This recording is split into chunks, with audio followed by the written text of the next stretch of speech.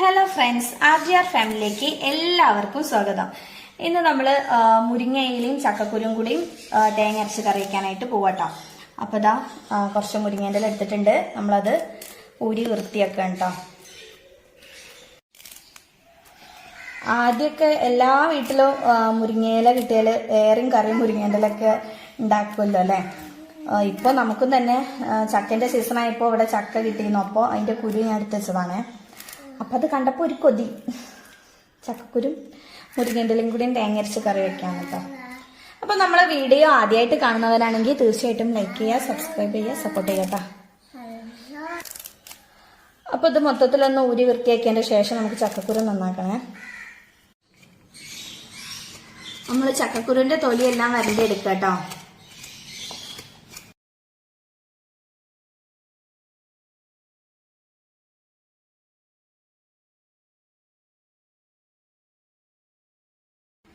ഞാൻ കുക്കറിലോട്ട് ചക്കക്കുരു ഇട്ട് കൊടുത്തിട്ടുണ്ട്.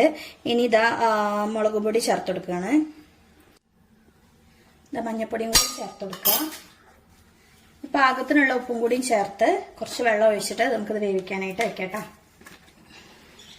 വെള്ളം ഒഴിച്ച് കൊടുത്തിട്ടുണ്ട്. നമുക്ക് കുക്കറിൽ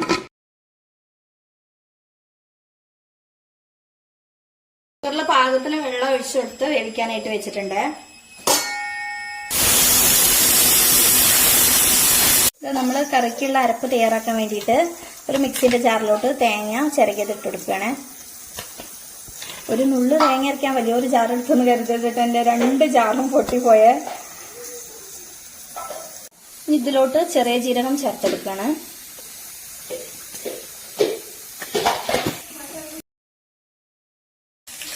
ഇതിൽ കുറച്ച് വെള്ളം ഒഴിച്ചെടുത്ത് അരച്ചെടുക്കാം കേട്ടോ. അപ്പോൾ നമുക്ക് കുക്കറൊന്ന് തുറന്ന് നോക്കണ്ട. ചക്കക്കുരു വെന്തോന്ന് നോക്കാൻ വേണ്ടിയിട്ട് അടിപൊളിയായിട്ട് വന്നിട്ടുണ്ട് കേട്ടോ. നമുക്ക് മുരിങ്ങേൻ്റെ ഇല ഇട്ട് കൊടുക്കണേ. അപ്പുറത്ത് ആ സമയം മീൻ വറക്കാനും വെച്ചിട്ടുണ്ട് കേട്ടോ.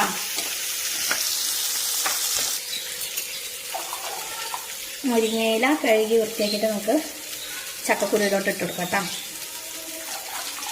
തേങ്ങച്ച് കറി ഒക്കെ ആയതുകൊണ്ട് ഒരുപാട് നമുക്ക് ഇലയൊന്നും വേണ്ട കേട്ടോ, കുറച്ചൊക്കെ മതിയേ.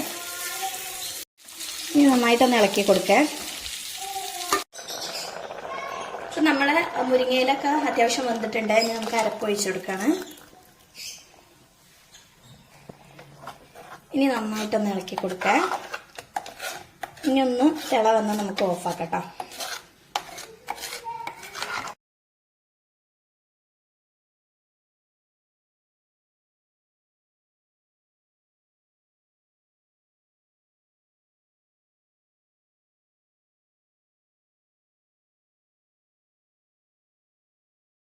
നമ്മളെ കറി റെഡി ആയിട്ടുണ്ട്. ഗ്യാസ് ഓഫ് ചെയ്യാണ്. നമ്മൾ പ്രത്യേകിച്ച് ഇത് വറവിടൊന്നുമില്ല കേട്ടോ. കുറച്ച് വെളിച്ചെണ്ണ ഒഴിച്ചെടുക്കുന്നുണ്ട്, പച്ച വെളിച്ചെണ്ണ. വറവിടേണ്ട ആവശ്യമില്ല കേട്ടോ.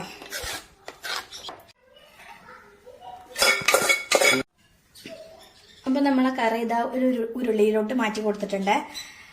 അപ്പോൾ നമ്മളെ വീഡിയോ ഇഷ്ടപ്പെട്ടാൽ ലൈക്ക് ചെയ്യുക, സബ്സ്ക്രൈബ് ചെയ്യുക, സപ്പോർട്ട് ചെയ്യുക. താങ്ക്